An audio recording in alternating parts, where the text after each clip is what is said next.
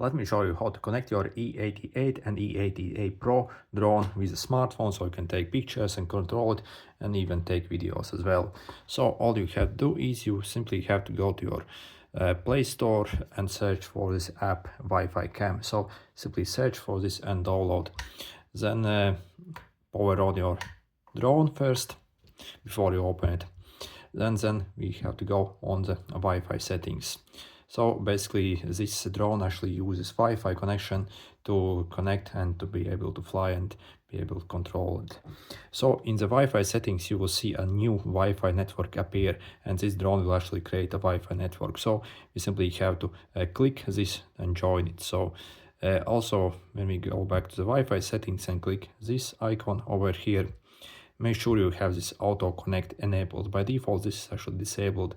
If you do not have this enabled, basically whenever you turn off your drone you will have a lot of problems basically connecting back to that software.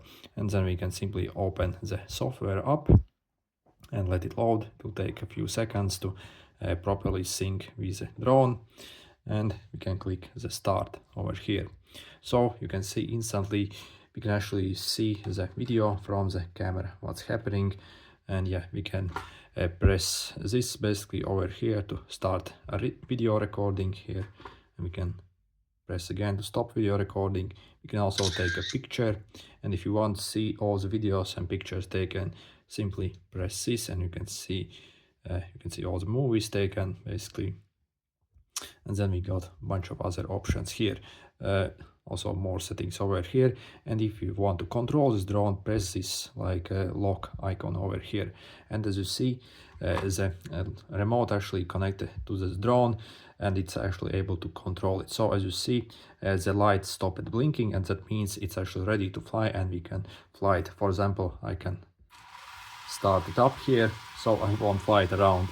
So let me turn it off. But as you can see, the controls are pretty much the same as on the remote. Actually, sometimes I find the control on the phone app even better than on the remote.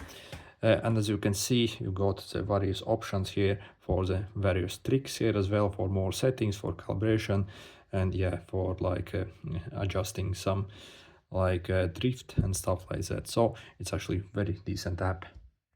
Okay, good luck flying this thing.